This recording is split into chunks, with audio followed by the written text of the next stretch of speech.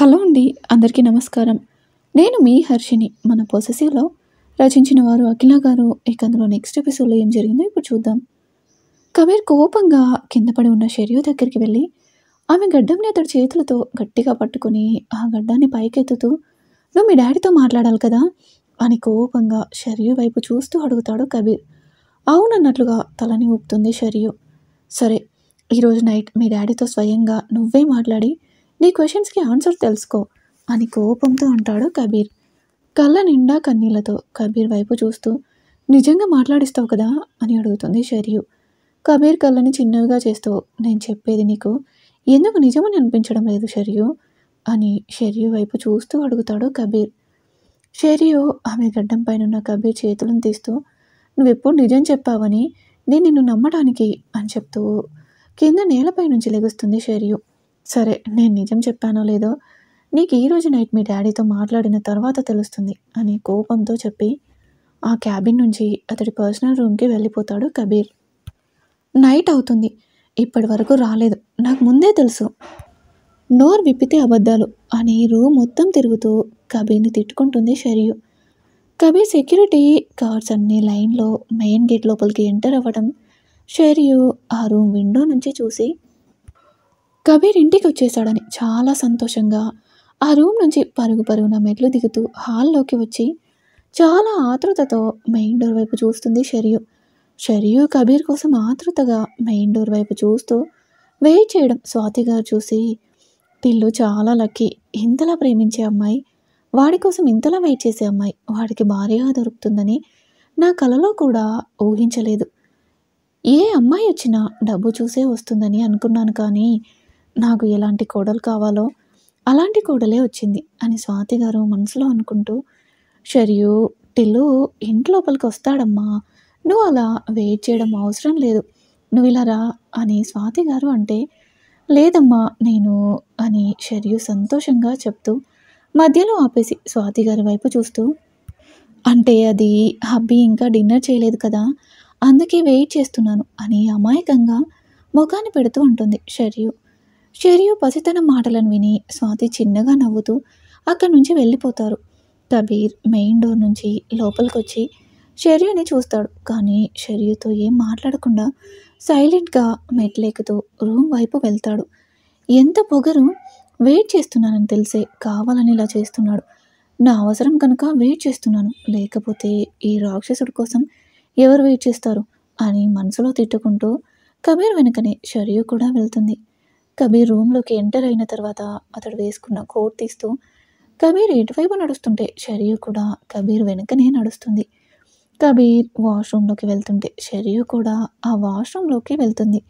"ఏంటి షెరియు, నాతో కలిసి స్నానం చేస్తావా ఏంటి, నాతోనే వాష్రూమ్ లోపలికి వచ్చేసావు" అని షెరియు వైపు చూస్తూ కన్ను కొడతాడు కబీర్. "చిచి, నేను నీతో స్నానం చేయడం ఏంటి" అని ఆ వాష్రూమ్ చుట్టూ చూస్తూ ఆ వాష్రూమ్ నుంచి బయటకు వస్తూ, "షెరియు, నీకు నిజంగానే పిచ్చుంది, అలా ఎలా చూసుకోకుండా వాష్రూమ్లోకి వెళ్ళిపోయావు" అని ఆమె తలపై చిన్నగా కొట్టుకుంటుంది షెరియు. కబీర్ స్నానం చేసి బయటకు వస్తుంటే కబీర్ కోసమే వెయిట్ చేస్తూ కబీర్ వాష్రూమ్ నుంచి బయటకు రావడం చూసి మళ్ళీ కబీర్ వెనుకనే నడుస్తుంది షెరియు. కబీర్ వేసుకునే వెనుకనే నడుస్తున్న షెరియుని చూసి, "అసలు ఏంటి నీ ప్రాబ్లం, ఇందాక నుంచి చూస్తున్నాను నా వెనకనే తిరుగుతున్నావు" అని కొంచెం చిరాకుతో అంటాడు కబీర్. షెరియు కళ్ళను పెద్దవి చేస్తూ, "నువ్వే కదా అన్నావు ఈరోజు నైట్ మా డాడీతో మాట్లాడిస్తా అని, ఇప్పుడేంటి ఇలా అంటున్నావు" అని అడుగుతుంది షెరియు. "నేను మీ డాడీతో మాట్లాడిస్తా అని చెప్పాను, కానీ నేను నా వెనకనే తిరగమని చెప్పానా" అని కనుబొమ్మలు ఎగిరేస్తూ అడుగుతాడు కబీర్. "ఆ, మరి నైట్ అయింది కదా, మా డాడీతో మాట్లాడించు" అని బెక్కుతూ అడుగుతుంది షెరియు. షెరియు వైపు కొంచెం సేపు అలానే చూస్తూ ఆమె వైపుకు అడుగులు వేస్తాడు కబీర్. షెరియు ఆమెకు దగ్గరగా వస్తున్న కబీర్ని చూస్తూ, "ఏంటి నా వైపు వస్తున్నావు" అని కనుబొమ్మలు ఎగిరేస్తూ అడుగుతుంది షెరియు. కబీర్ షెరియు వైపు అడుగులు వేస్తుంటే షెరియు వెనక్కి అడుగులు వేస్తుంది. అలా షెరియు వెనక్కి వెళ్తూ వెళ్తూ ఆమె వెనకనే ఉన్న స్టడీ టేబుల్కి తగిలి ఇంకా వెనక్కి అడుగులు వేయడం అవ్వకపోవడంతో కబీర్ని చూస్తూ, "చూడు, నేను మా డాడీ గురించి అడిగానని నువ్వు నన్ను" అని షెరియు అనే లోపునే కబీర్ ఆమెకు దగ్గరగా వచ్చి ఆమె చెవి దగ్గర, "నువ్వు నీ గురించి ఎక్కువ ఎక్స్పెక్ట్ చేసుకుంటున్నావు వైఫీ" అని షెరియు చెవిలో చెప్తూ షెరియు వెనుకనే ఉన్న స్టడీ టేబుల్పై ల్యాప్టాప్ తీస్తూ ఆ ల్యాప్టాప్ని షెరీకి చూపుతూ మీ డాడీతో మాట్లాడాలని అన్నావు అని అంటాడు కబీర్. ఆ ల్యాప్టాప్ని చూస్తూ షెరీ ఎంతో హ్యాపీనెస్తో అవును అన్నట్లుగా తలనొప్పుతుంది. కబీర్ షెరీ చేతికి ల్యాప్టాప్ని ఇస్తూ ఓపెన్ చేసి ఈ నెంబర్కి వీడియో కాల్ చేయు అని ఒక ఫారిన్ నెంబర్ ఇస్తాడు. షెరీ ఏం ఆలోచించకుండా ఆ నెంబర్ని కబీర్ చేతిలో నుంచి తీసుకొని ఆ నెంబర్కి వీడియో కాల్ చేస్తుంది. కాల్ రింగ్ అయిన ఒక 6 సెకండ్స్కి సూర్య గారు కాల్ లిఫ్ట్ చేస్తారు. షెరియు చాలా రోజుల తర్వాత సూర్య గారిని చూసిన ఆ ఆనందంలో ఏడుస్తూ డాడీ డాడీ ఎలా ఉన్నారు అని చాలా ప్రేమగా అడుగుతుంది షెరియు. కానీ సూర్య గారు మాత్రం ఏం మాట్లాడకుండా మౌనంగా ఉంటారు. సూర్య మౌనం చూసి షెరియు ఆమె వెనుకనే ఉన్న కబీర్ని చూసి డాడీ ఈ రాక్షసుడికి మీరేం భయపడకండి డాడీ, నిజం చెప్పండి డాడీ, ఈ రాక్షసుడు మిమ్మల్ని బ్లాక్మెయిల్ చేశాడా అని అడుగుతుంది షెరియు. సూర్య గారు ఏం మాట్లాడరు. ఏమైంది డాడీ, ఎందుకు సైలెంట్గా ఉన్నారు అని ఏదో తెలియని భయంతో అడుగుతుంది షెరియు. షెరియు కబీర్ వైపు చూసి నిజంగానే మీరు నన్ను అమ్మేశారా అని సూర్య గారిని కొంచెం అనుమానంగా చూస్తూ అడుగుతుంది షెరియు. అవును అమ్మేశాను అని మొహమాటం లేకుండా చెప్తారు సూర్య. డాడీ అని ఆమెకు వస్తున్న కన్నీరును తుడుచుకుంటూ నిజం చెప్పాను డాడీ అని కన్నీరు పెట్టుకుంటూ అడుగుతుంది షెరియు. నీకు ఎన్నిసార్లు చెప్పాలి, నేను నిన్ను డబ్బుకి అమ్మేశాను అని షెరియుపై ఎప్పటి నుంచో కోపం ఉన్నట్లుగా మాట్లాడతారు సూర్య. ఎందుకు డాడీ అలా మాట్లాడుతున్నారు, మీకు ఎందుకు అంత డబ్బు అని ఏడుస్తూ అడుగుతుంది షెరియు. అవసరానికి డబ్బు, ఏం అది కూడా నీకు తెలియదా, నాకు ఎప్పటి నుంచో ఒక కళ ఇలా డబ్బుని అనుభవిస్తూ ఈ ప్రపంచం మొత్తం తిరగాలని అంటారు సూర్య. నిజంగానే మీకు డబ్బుతో ప్రపంచం మొత్తం తిరగాలి అంటే నాకు జాబ్ వచ్చాక ప్రపంచం మొత్తం ఇద్దరం కలిపి తిరగచ్చు కదా డాడీ, దానికోసం నన్నే అమ్మేయాలా అని అడుగుతుంది షెరియు. అదే అదే నా ప్రాబ్లం, నేను ఎక్కడికి వెళ్ళినా నా వెనక నువ్వు తోకలా ఉండటం నాకు నచ్చలేదు, ఎప్పుడెప్పుడు నిన్ను వదిలించుకుందామా అనే చూసేవాడిని అని కోపంతో చెప్తారు సూర్య గారు. నేనేం చేశాను డాడీ, నా పైన అంత కోపం ఏంటి, నాకు ఈ లోకంలో మీరు తప్ప ఇంకెవరున్నారు అని చెప్తూ ఏడుస్తుంది షెరియు.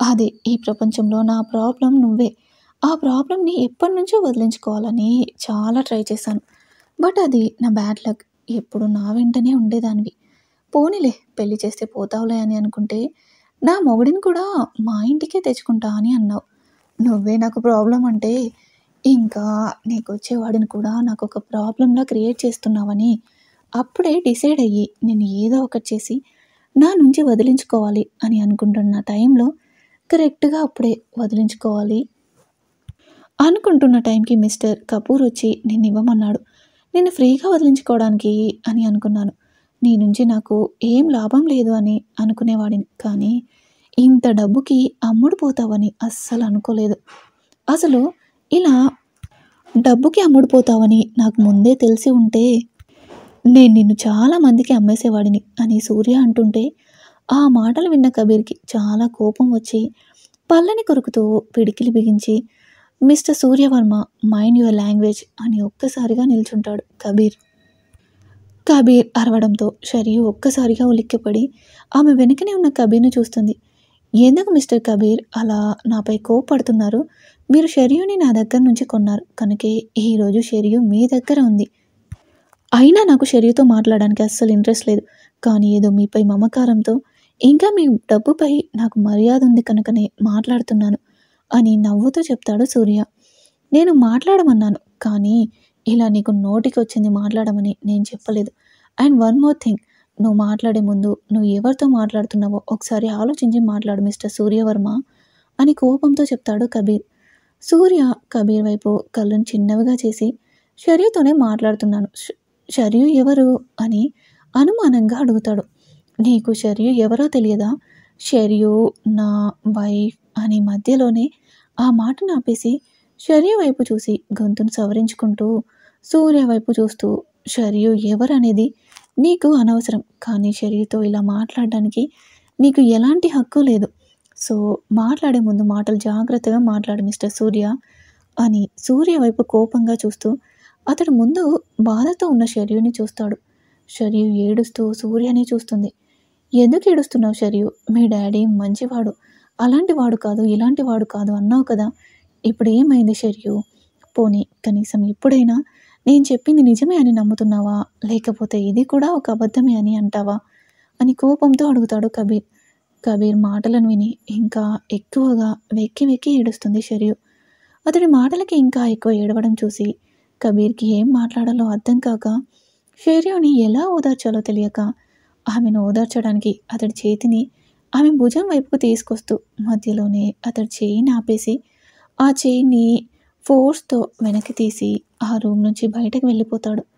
టిల్లు, రే టిల్లు, ఇక్కడ పడుకున్నావేంట్రా అని కబీర్ భుజాలను తడుతూ లేపుతుంది స్వాతి. ఎక్కడ పడుకోకపోతే ఎక్కడ పడుకోవాలమ్మా అంటూ కళ్ళను తెరిచి చూస్తాడు. అతడున్నది స్టడీ రూమ్ అని గమనించి, నైట్ వర్క్ చేస్తూ అలా తెలియకుండానే ఇక్కడే పడుకున్నానమ్మా అని కళ్ళని నలుముతూ చెప్పేలోపే స్వాతి కబీర్ చెవిని మెలిపెడుతూ, నీకోసం పిచ్చిదాన్లా నువ్వు వచ్చే వరకు మెయిన్ డోర్ దగ్గరే షెరియు వెయిట్ చేస్తూ ఉంటే నువ్వు ఆమెను పట్టించుకోకుండా వర్క్ అని ఇక్కడికి వచ్చి రాత్రంతా ఇక్కడే పడుకుంటావా?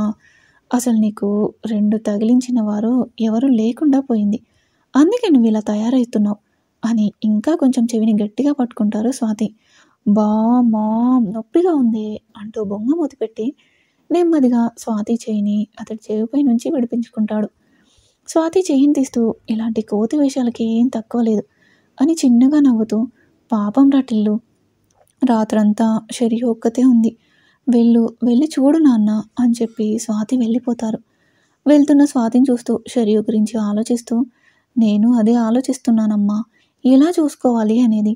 అసలు అన్ని పాయింట్స్కి షరియు ఎందుకు టర్నింగ్ పాయింట్ అవుతుంది, ఆ లింక్ ఏంటబ్బా అని అతడి చూపుడు వేలుతో టేబుల్పై కొడుతూ లోపల ఏదో ఆలోచిస్తాడు కబీర్. సరేలే, ఇప్పుడు ఆలోచించి ఏం లాభం, అలా కొన్నాళ్ళకి ఆ టర్నింగ్ పాయింట్ ఏంటి అనేది షరియు ద్వారానే తెలుస్తుంది, అప్పటి వరకు ఏం చేయలేం అని మనసులో కబీర్ అనుకుంటూ షరియు ఉన్న రూమ్ వైపు వెళ్తాడు. చాలా నిశ్శబ్దంగా ఉన్న రూమ్ డోర్ని మెల్లగా ఓపెన్ చేసి రూమ్లోకి తొంగి చూస్తాడు. షరియు కనిపించకపోవడంతో రూమ్ లోపలికి వెళ్ళి షరియు అని నెమ్మదిగా పిలుస్తూ రూమ్ మొత్తం చూస్తాడు. షరియు ఎక్కడా కనిపించకపోవడంతో కబీర్ ఏదో తెలియని టెన్షన్తో షరియు అని అంటూ వాష్రూమ్ డోర్ని తడతాడు. ఆ రూమ్ నుంచి ఎలాంటి అలికిడి రాకపోవడంతో ఆ వాష్రూమ్ డోర్ ఓపెన్ చేసి చూస్తాడు. షరియు అక్కడ లేకపోవడంతో రూమ్ బయటకు వచ్చి షరియు అని గట్టిగా పిలుస్తాడు. కబీర్ అరుపులు విని ఈ కబీర్కి ఏమైంది, ఎందుకు ఇలా అరుస్తున్నాడు అని అనుకుంటూ కబీర్ దగ్గరికి వచ్చి, ఏమేంటిలు, ఎందుకు అలా అరుస్తున్నావు అని అడుగుతారు స్వాతి గారు. మామ్, షర్యూని చూసావా అని టెన్షన్తో ఏదో తెలియని భయంతో స్వాతిని అడుగుతాడు కబీర్. లేదురా, నేను చూడలేదు అని అయోమయంతో చెప్తారు స్వాతి. అదేంటమ్మా అలా అంటున్నావు, ఎర్లీ మార్నింగ్నే కదా అన్నావు షరియు ఒక్కతే ఉంది అని, ఇప్పుడు ఏంటి ఇలా అంటున్నావు అని కోపడుతూ అంటాడు కబీర్. అది కాదురా అని స్వాతి చెప్పేలోవే షరియు అంటూ అన్ని రూమ్స్ వెతుకుతాడు. కానీ షరియు ఎక్కడా కనిపించకపోవడంతో షర్యూకి కాల్ చేయొచ్చుగా అని స్వాతి చెప్తే స్వాతి వైపు చూసి పరుగున అతడి రూమ్కి వెళ్ళి అతడి ఫోన్ తీసుకొని కాల్ చేస్తాడు. కాల్ రింగ్ అవుతుంది కానీ ఎలాంటి రెస్పాన్స్ లేకపోవడంతో అలా షర్యూకి కాల్ చేస్తూ, come on damn it, pick up the call అని అంటూ అలా కంటిన్యూగా కాల్ ట్రై చేస్తూ స్పీడ్గా కార్ కీస్ తీసుకొని పార్కింగ్ వైపుగా పరిగెడతాడు కబీర్. పార్కింగ్ వైపుగా వెళ్తున్న కబీర్కి షర్యూ కాలర్ రింగ్ టోన్ వినిపిస్తుంది. ఆ రింగ్ టోన్ సౌండ్ చిన్నగా టెర్రస్ పై నుంచి వినిపిస్తుంది. టెర్రస్ పైకి చూస్తూ షర్యూ అని గట్టిగా పిలుస్తాడు కబీర్. కానీ అక్కడి నుంచి ఎలాంటి రెస్పాండ్ ఉండదు. కానీ కబీర్కి ఎందుకు అనుమానంగా అనిపించి మళ్ళీ షర్యూకి కాల్ చేస్తాడు. కానీ ఈసారి షర్యూ కాల్ కట్ అయింది. షర్యూ కాల్ కట్ అవ్వడంతో అతడు మొబైల్ చూస్తూ చిన్నగా స్మైల్ ఇస్తూ టెర్రస్ పైకి వెళ్తాడు కబీర్. టెర్రస్ పైకి వెళ్తూ షర్యూ అని పిలుస్తూ టెర్రస్ పైన ఒక సైడ్లో కూర్చుని ఏడుస్తూ ఉన్న షర్యూని చూసి ఊపిరి పీల్చుకుంటూ షర్యూకి దగ్గరగా వెళ్తాడు కబీర్. కబీర్ని చూసిన షర్యూకి ఇంకా ఏడుపు ఎక్కువ అవుతుంది. హే షర్యూ, ఎందుకు అలా ఏడుస్తున్నావు, ఏంటి ఈ జలధార మొత్తం, మీ నాన్న నిన్ను వదిలించుకున్నాడా నేనా అని వెటకారంగా అంటాడు కబీర్. కబీర్ మాటలకి షర్యూకి వస్తున్న కన్నీరును ఆపుకుంటూ కబీర్ వైపు కోపంగా చూస్తుంది. చూడు ఈ లుక్ నాకు నచ్చిందబ్బా, కత్తులు అవసరమే లేకుండా పొడి చేసిన ఆ లుక్ మిస్ అయ్యానేమో అని అనిపించింది. పర్లే, ఆ జలధారలో నా ఫేవరెట్ లుక్ కొట్టుకుపోనివ్వలేదు, నేను నా ఫేవరెట్ లుక్ మిస్ కాలేదు అని కొంటెగా నవ్వుతాడు కబీర్. షరియు కబీర్ని కోపంగా చూస్తూ కోపంతోనే ఆమె తలని కబీర్ నుంచి పక్కకు తిప్పుతుంది.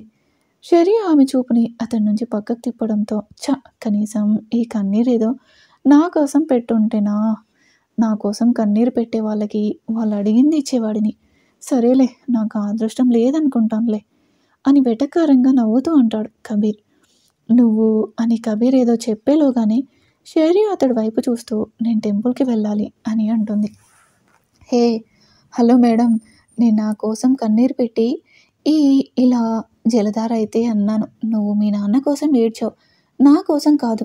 అయినా నేను నీ సర్వెంట్ని ఏం కాదు అని కబీర్ మళ్ళీ ఏదో చెప్పేలోగానే నేను నా ఓన్గా కూడా వెళ్ళగలను అని అంటుంది.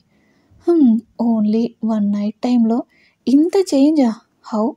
ఎలా ఇంత చేంజ్ పాసిబుల్ అబ్బా అని వెటకారంగా షర్యు వైపు చూస్తూ ఆలోచిస్తున్నట్లు నటించాడు కబీర్. షర్యు ఏం మాట్లాడకుండా మౌనంగా కోపంతో కబీర్ని చూస్తుంది. ఉఫ్, okay, then I will drop you అని అంటాడు కబీర్. నో, వద్దు, నువ్వు వద్దు, నేనే వెళ్తాను అని స్పీడ్గా కబీర్ వైపు చూస్తూ చెప్తుంది. కబీర్ కళ్ళెగరేస్తూ నేనొస్తే ఏంటి ప్రాబ్లం అని అనుమానంగా చూస్తూ అడుగుతాడు. షర్యు అతడి వైపు చూస్తూ దీర్ఘంగా ఆలోచిస్తుంది. హే, హలో అని షర్యు ముందు చిటికేస్తూ ఏమైంది, నేనొస్తే ఏమైనా ప్రాబ్లమా అని అడుగుతాడు కబీర్. షర్యు అతడి వైపు చూస్తూ చిరాగ్గా నో ప్రాబ్లం అని చెప్పి ఆమె రూమ్లోకి వెళ్ళి ఫ్రెష్ అవుతుంది. కొంతసేపటికి షర్యు విండో ఓపెన్ చేసి బయటకు చూస్తూ ఏదో ఆలోచనలో ఉంటే కబీర్ షర్యు వైపు చూస్తూ షర్యు అని పిలుస్తాడు. షర్యు కబీర్ వైపు చూస్తూ ఏంటి అన్నట్లుగా చూస్తుంది. క్లైమేట్ చాలా హాట్గా ఉంది కదా అని అంటే షర్యుకి అర్థం కాక ఏంటి అని అంటుంది. అదే, కొంచెం టెంపరేచర్ హాట్ ఫైర్ వలన ఇంత ఏసీ చల్లదనంలో కూడా టెంపరేచర్ హాట్గా ఉంది కదా, కొంచెం ఆ టెంపరేచర్ని కూల్ చేయడానికి ఒక మంచి సాంగ్ సజెస్ట్ చెయ్యు అని కార్లో సాంగ్స్ ఆన్ చేస్తూ అడుగుతాడు కబీర్. కబీర్ తన పైన సెటైర్స్ వేస్తున్నాడని అర్థమై చిరు కోపంతో మళ్ళీ విండో వైపు చూస్తుంది. ఇంతలో కబీర్ సాంగ్ ప్లే చేస్తాడు. జాము రాత్రి జాబులమ్మ అనే సాంగ్ ప్లే చేస్తాడు. కార్ విండో నుంచి అయితే జోరు గాలి వస్తుంది, కానీ ఇప్పుడు ఇక్కడ జాబిలమ్మ లేదు, ఇది జాము రాత్రి కాదు. నెక్స్ట్ ఇంకో సాంగ్ ప్లే చేసి ఈ సాంగ్ ఈ క్లైమేట్కి బాగోలేదు కదా షర్యు అని అడుగుతాడు కబీర్. ఇలా షర్యుని ఏడిపిస్తూ టెంపుల్కి తీసుకెళ్తాడు. ఇంకా తర్వాత ఏం జరిగిందో, షర్యు ప్లాన్ ఏంటో నెక్స్ట్ ఎపిసోడ్లో చూద్దాం. ఈరోజు ఎపిసోడ్పై మీ అభిప్రాయాన్ని తెలియజేయండి. అలాగే మరిన్ని స్టోరీస్ కోసం ప్లీజ్ మా ఛానల్ని తప్పకుండా సబ్స్క్రైబ్ చేసుకోండి.